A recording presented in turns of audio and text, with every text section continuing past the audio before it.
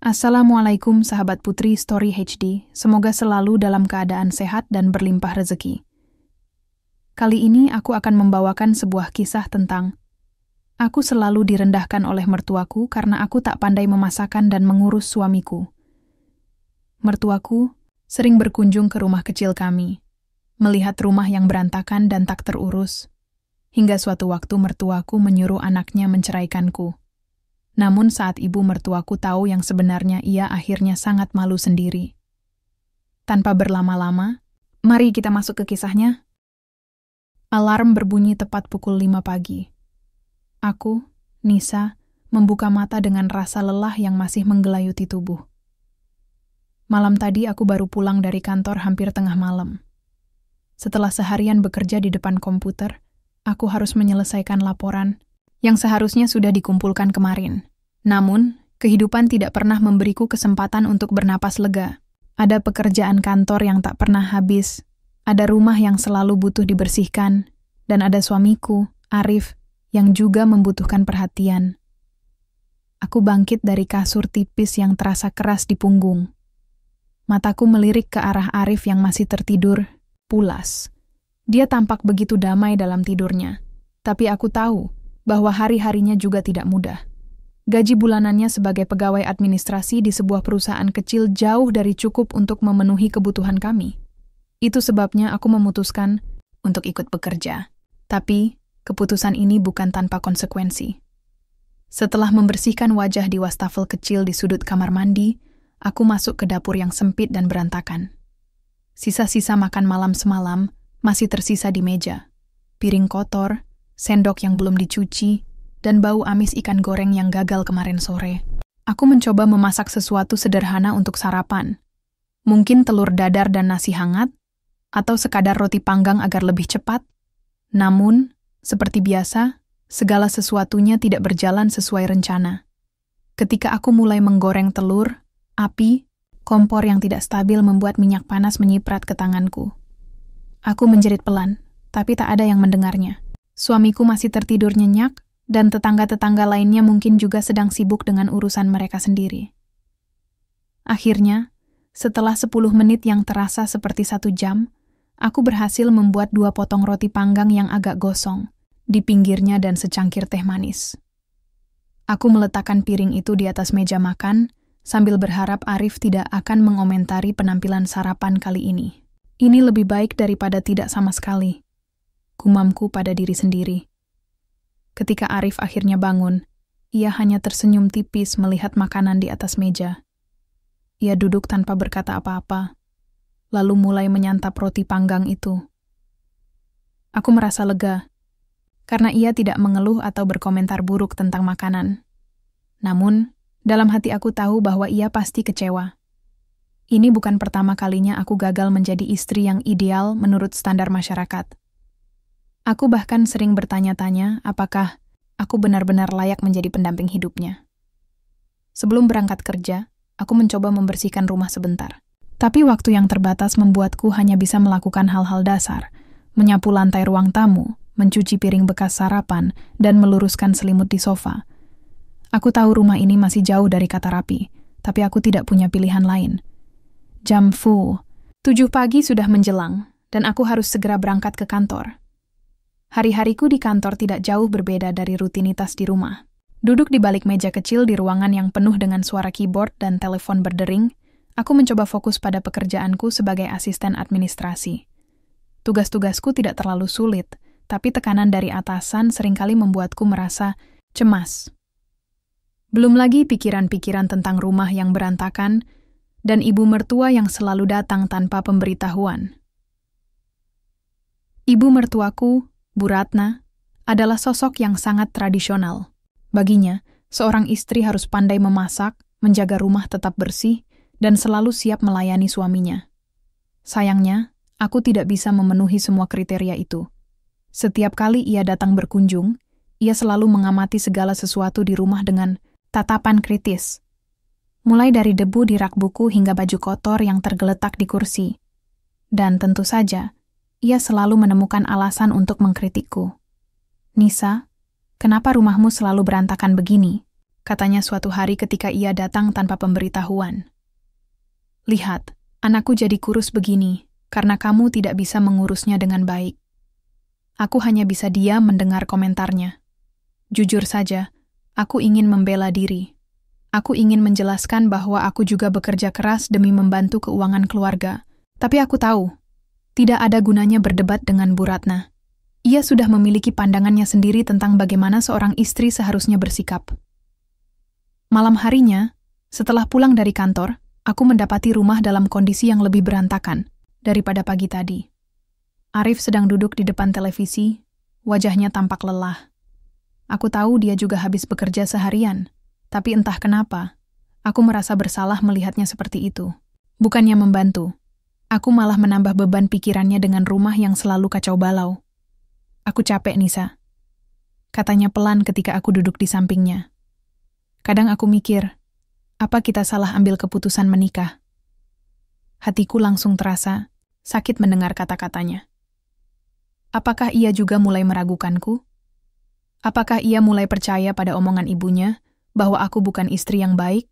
Aku mencoba tersenyum meski air mata mulai menggenang di mataku. Maafin aku, Rif. Aku cuma mencoba melakukan yang terbaik. Arif menghela napas panjang, lalu menepuk pundakku pelan. Aku tahu kamu sudah berusaha, Nis, tapi kadang usaha itu nggak cukup kalau hasilnya nggak kelihatan. Komentarnya terasa seperti tusukan di hati. Aku tahu dia tidak bermaksud menyakitiku, tapi kata-katanya membuatku merasa semakin rendah diri. Apakah aku benar-benar gagal sebagai istri? Apakah aku tidak pantas mendapatkan kebahagiaan ini? Malam itu, aku tidur dengan pikiran yang penuh kekhawatiran. Aku takut suatu hari nanti, Arif akan meninggalkanku karena tekanan dari ibunya. Aku takut kehilangan satu-satunya orang yang pernah membuatku merasa dicintai. Tapi di saat yang sama, aku juga sadar bahwa aku tidak bisa terus-menerus hidup dalam bayang-bayang penilaian orang lain. Aku harus menemukan cara untuk membuktikan bahwa aku layak mendapatkan tempat di sisi Arif. Namun, untuk saat ini, aku hanya bisa berdoa agar besok akan menjadi hari yang lebih baik. Meskipun dalam hati aku tahu, kehidupan tidak pernah semudah itu. Hari-hari berlalu tanpa ada perubahan signifikan dalam hidupku. Setiap pagi, aku bangun dengan perasaan yang sama. Cemas dan lelah.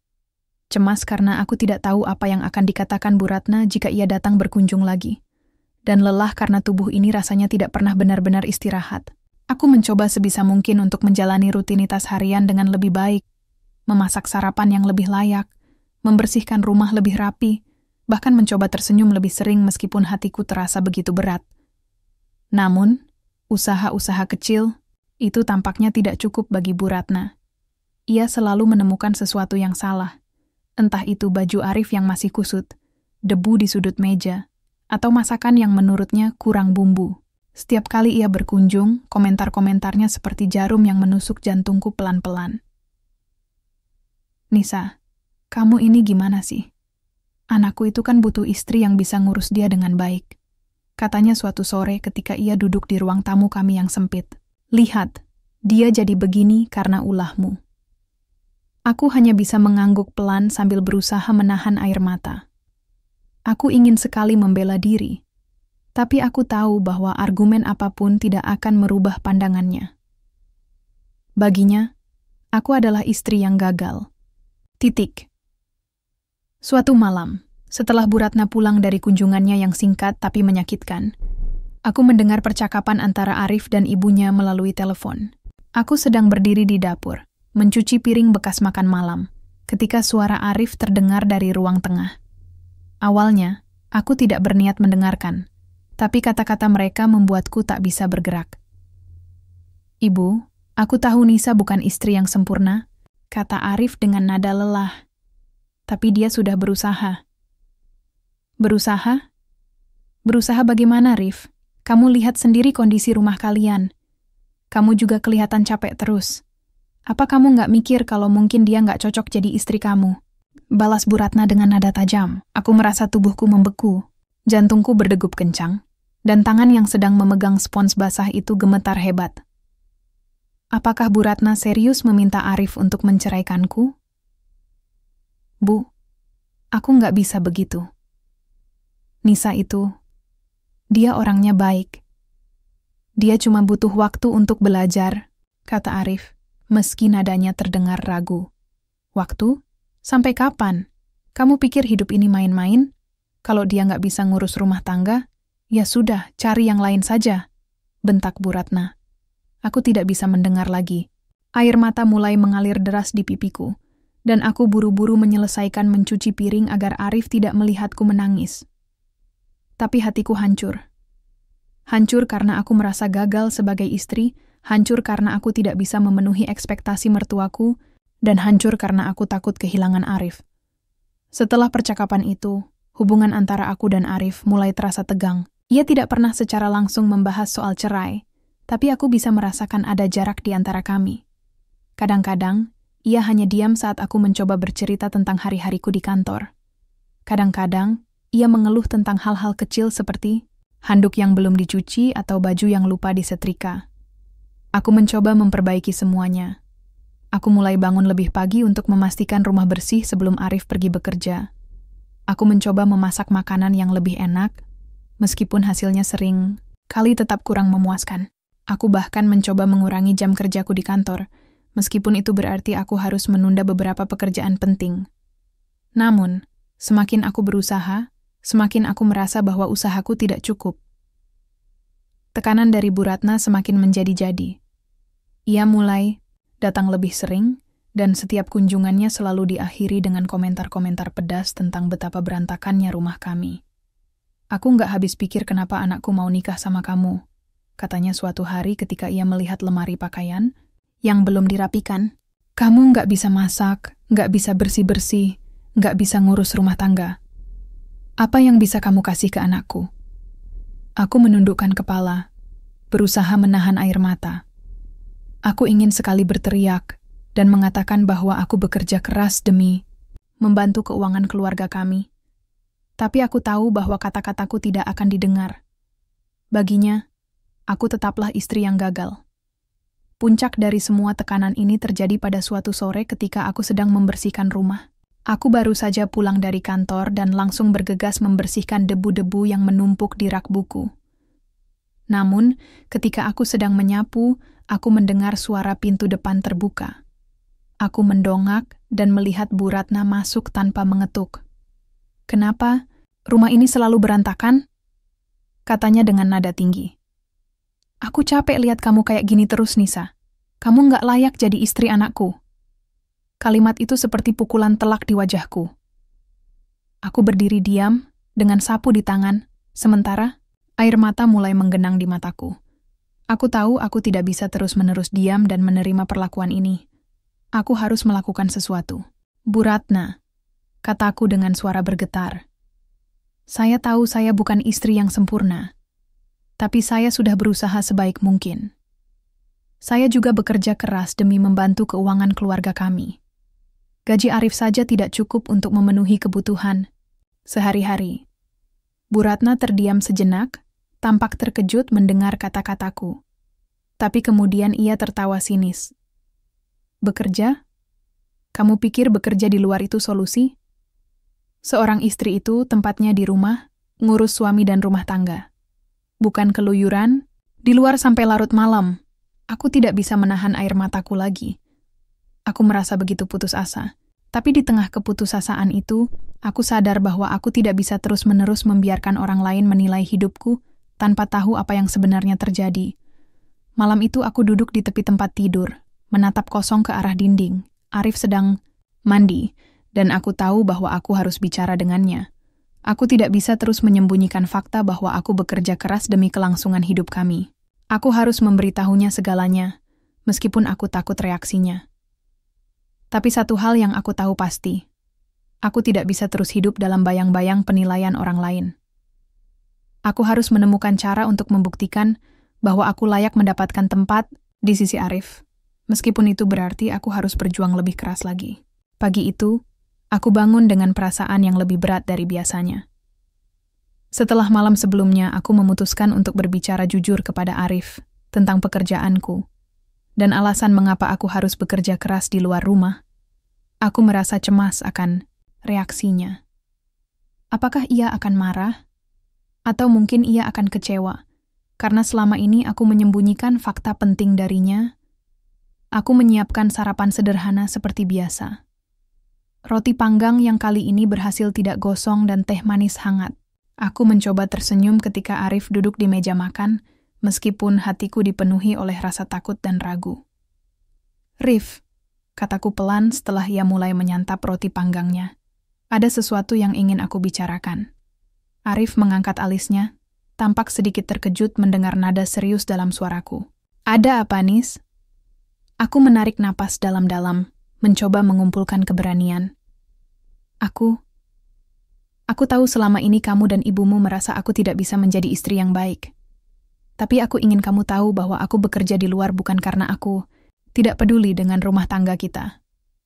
Aku bekerja karena gaji kamu saja tidak cukup untuk memenuhi kebutuhan kita sehari-hari. Arif terdiam, matanya menatapku dengan ekspresi bingung. "Maksud kamu?"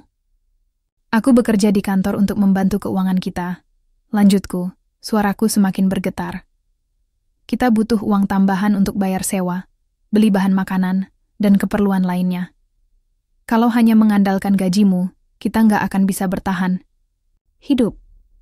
Arif terlihat terkejut, tapi dia tidak berkata apa-apa.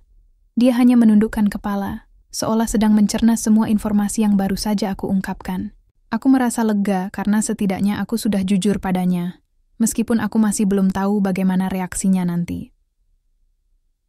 Beberapa hari kemudian, aku sedang berbelanja di pasar sore-sore ketika secara tidak sengaja aku bertemu Bu Sari, teman lama Bu Ratna. Ia adalah wanita paruh baya yang ramah dan sering datang ke acara keluarga besar Arif. Kami sempat berbincang sejenak, dan tanpa sengaja aku menceritakan sedikit tentang pekerjaanku dan situasi keuangan kami. "Wah, kamu kerja juga ya, Nisa?" tanya Bu Sari dengan nada antusias. "Ibu Ratna pasti bangga punya menantu yang rajin kayak kamu." Aku tertawa kecil, meskipun rasanya agak getir. "Ya, begitulah Bu. Soalnya kalau cuma mengandalkan gaji Arif, kami nggak bakal cukup." Bu Sari mengangguk paham. "Oh iya, betul juga. Anak-anak zaman sekarang kan biayanya mahal-mahal. Kamu hebat banget bisa bantu-bantu suami kayak gitu." Setelah percakapan itu, aku tidak terlalu memikirkannya lagi. Aku hanya senang bisa berbagi cerita dengan seseorang yang mau mendengarkan tanpa langsung menghakimi. Namun, beberapa hari kemudian, aku mendengar kabar bahwa Bu Sari ternyata telah menceritakan hal ini kepada Bu Ratna. Awalnya, aku panik. Bagaimana jika Bu Ratna semakin marah karena mengetahui bahwa aku bekerja di luar rumah tanpa izinnya? Tapi ternyata, reaksi Bu Ratna tidak seperti yang aku bayangkan.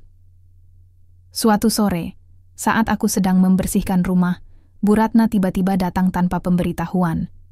Seperti biasa, aku merasa tegang melihatnya masuk ke rumah. Namun kali ini, ada sesuatu yang berbeda dalam caranya memandangku. "Nisa," katanya dengan nada yang lebih lembut dari biasanya. "Bu Sari bilang kamu bekerja di luar demi membantu keuangan keluargamu." Aku mengangguk pelan, hatiku berdebar-debar. "Iya, Bu. Maafkan saya kalau selama ini saya nggak pernah bilang apa-apa. Saya cuma ingin membantu Arif." "Bu..." Ratna terdiam sejenak, matanya menatapku dengan intens. Untuk pertama kalinya aku melihat ada rasa penyesalan di wajahnya. "Kenapa kamu nggak bilang dari awal?" Aku menundukkan kepala, suaraku semakin bergetar. "Saya takut, Bu. Saya takut kalau ibu akan marah atau menganggap saya nggak layak jadi istri Arif." Bu Ratna menghela napas panjang. "Maafkan, aku, Nak. Selama ini aku salah menilaimu. Aku pikir kamu nggak peduli sama rumah tanggamu. Tapi ternyata kamu justru bekerja keras demi membantu keluarga kecilmu." Aku terkejut mendengar kata-katanya. Aku tidak pernah membayangkan bahwa Bu Ratna akan mengakui kesalahannya.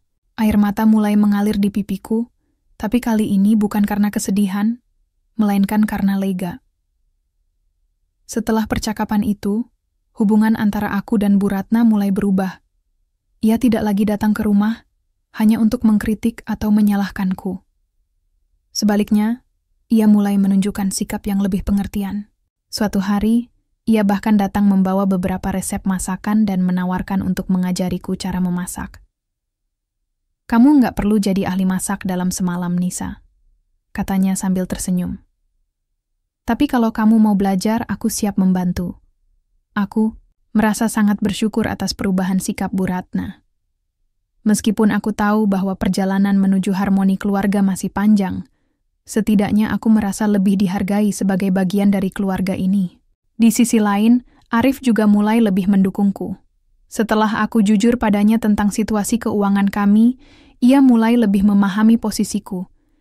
Ia bahkan menawarkan untuk membantu pekerjaan rumah agar aku bisa lebih fokus pada pekerjaanku di kantor. "Nisa, aku minta maaf kalau selama ini aku terlalu banyak mengeluh," katanya suatu malam ketika kami duduk bersama di ruang tamu. "Aku nggak sadar betapa keras kamu bekerja demi kita."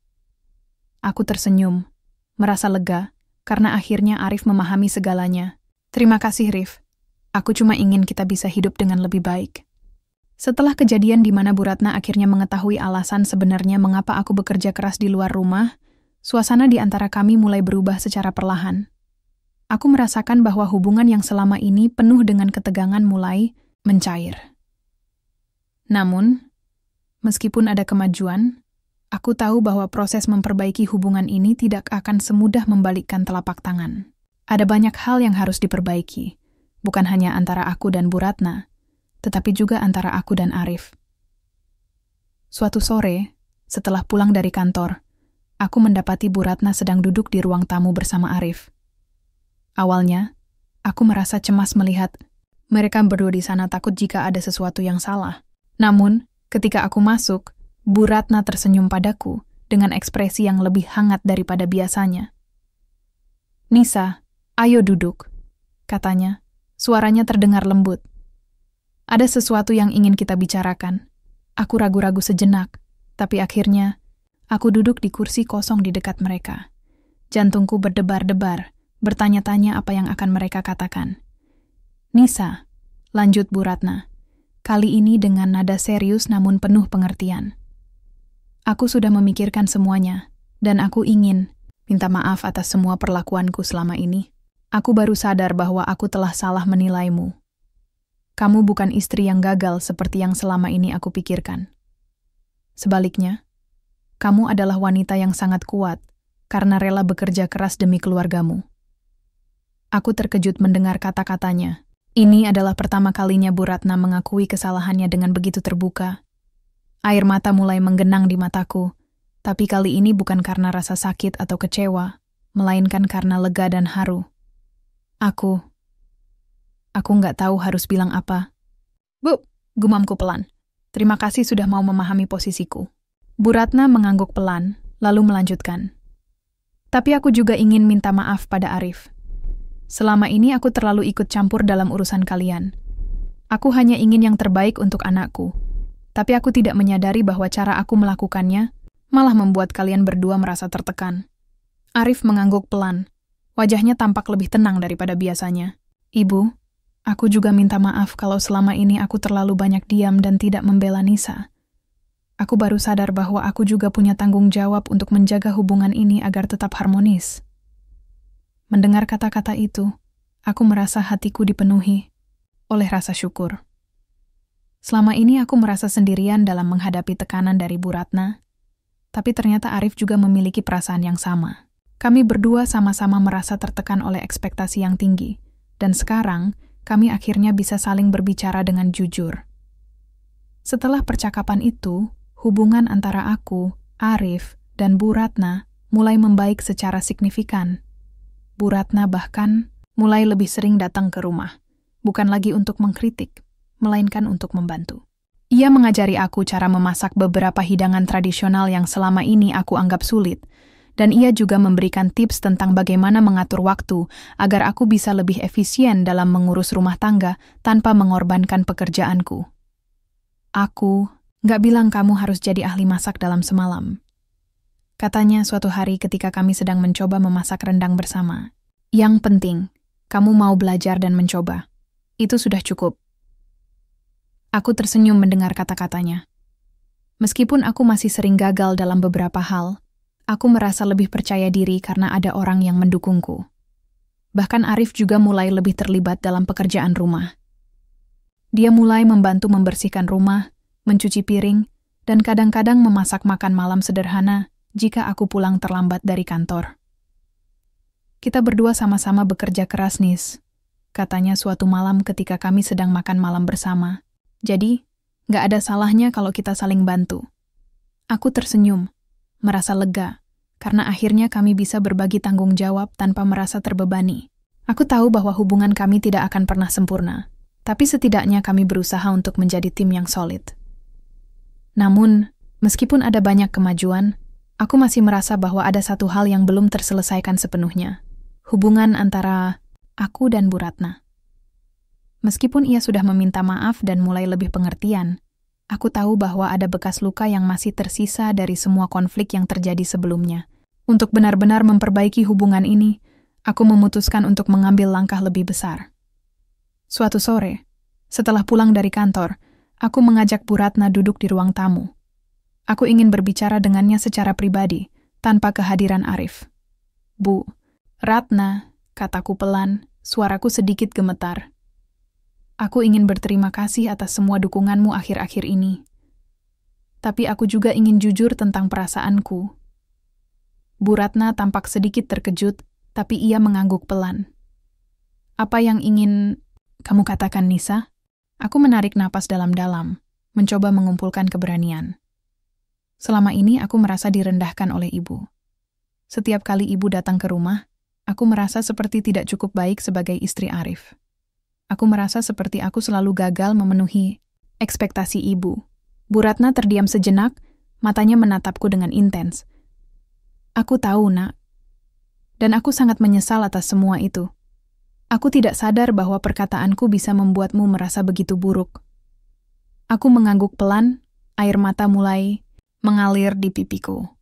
Aku cuma ingin ibu tahu bahwa aku juga punya perasaan. Aku bekerja keras bukan karena aku tidak peduli dengan rumah tangga ini, tapi karena aku ingin membantu Arif. Aku ingin kita bisa hidup dengan lebih baik. Bu Ratna menghela napas panjang, lalu meraih tanganku. Maafkan aku, Nisa. Aku benar-benar tidak tahu kalau aku sudah menyakitimu sedalam itu. Aku janji, mulai sekarang aku akan lebih pengertian dan tidak akan lagi menghakimi kamu. Aku merasa lega mendengar kata-katanya. Meskipun aku tahu bahwa memperbaiki hubungan ini akan membutuhkan waktu, aku merasa bahwa kami sudah berada di jalur yang benar.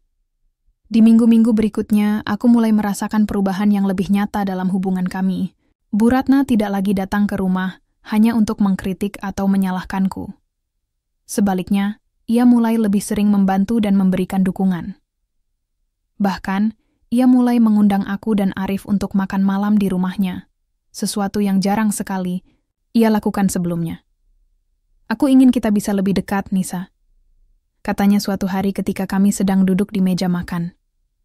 Aku ingin kamu merasa nyaman sebagai bagian dari keluarga ini. Aku tersenyum, merasa bahwa akhirnya aku mendapatkan tempat yang layak di keluarga ini.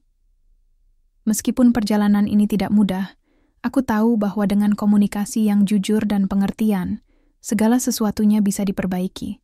Beberapa bulan telah berlalu sejak hari-hari penuh ketegangan itu. Aku, Nisa, tidak pernah membayangkan bahwa kehidupanku akan berubah sedemikian rupa. Dulu, aku merasa seperti terjebak dalam pusaran konflik yang tak ada habisnya. Selalu direndahkan oleh ibu mertua, merasa gagal sebagai istri, dan khawatir akan kehilangan Arif. Namun, kini segalanya terasa lebih ringan. Hubungan antara aku, Arif, dan Bu Ratna mulai menemukan harmoni yang sebelumnya hanya bisa aku impikan. Pagi ini, seperti biasa, aku bangun lebih awal untuk mempersiapkan sarapan. Kali ini, aku mencoba membuat nasi goreng dengan resep yang diajarkan Bu Ratna beberapa minggu lalu. Awalnya aku masih ragu-ragu, takut hasilnya tidak sesuai harapan. Tapi kali ini, aku berhasil. Nasi goreng yang kuning keemasan, harum, dan bumbunya pas di lidah. Ketika Arif duduk di meja makan, ia tampak terkejut melihat hidangan pagi ini. Wah, kamu sudah semakin jago masak ya, Nis, katanya sambil tersenyum lebar. Ini enak banget. Aku tertawa kecil, merasa bangga atas pencapaian kecil ini. Makasih, Rif. Ini resep dari Ibu Ratna. Dia ngajarin aku kemarin. Arif mengangguk. Wajahnya terlihat lebih cerah daripada biasanya. Iya, aku lihat ibu akhir-akhir ini lebih sering datang ke sini. Kayaknya dia benar-benar berusaha lebih dekat sama kita. Aku tersenyum, merasa lega, karena hubungan kami dengan Bu Ratna kini jauh lebih baik. Setelah semua pengakuan dan permintaan maaf yang terjadi, Bu Ratna mulai lebih sering datang ke rumah bukan lagi untuk mengkritik atau menyalahkan, melainkan untuk membantu dan memberikan dukungan. Bahkan, ia seringkali membawa bahan-bahan masakan atau tips-tips praktis untuk mengatur waktu agar aku bisa lebih efisien. Suatu sore, setelah pulang dari kantor, aku mendapati Bu Ratna sedang membersihkan halaman belakang bersama Arif. Mereka berdua tertawa kecil sambil menyapu dedaunan kering yang berserakan. Melihat mereka bekerja bersama membuat hatiku dipenuhi oleh rasa hangat. Ini adalah pemandangan yang jarang sekali kulihat sebelumnya. Ibu mertua dan suamiku saling bekerja sama tanpa ada ketegangan di antara mereka.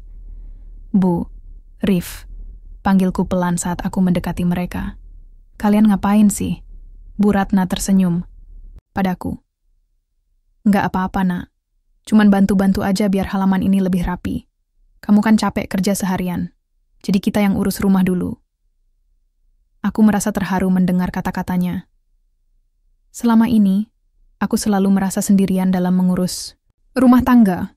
Tapi sekarang, aku merasa punya tim yang solid di sisiku, Arif dan Bu Ratna, yang sama-sama berusaha membantu dan mendukungku. Malam itu, setelah makan malam, kami bertiga duduk di ruang tamu, menonton televisi bersama.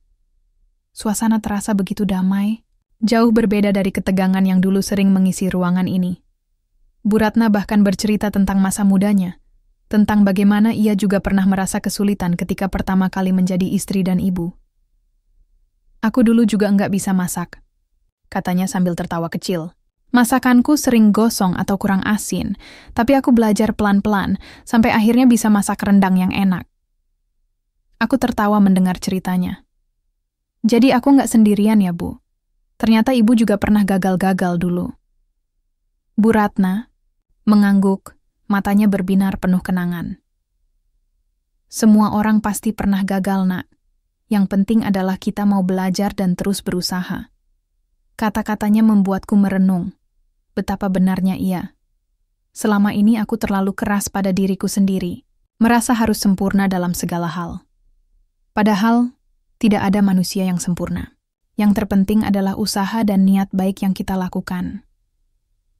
Di minggu-minggu berikutnya, hubungan kami semakin erat.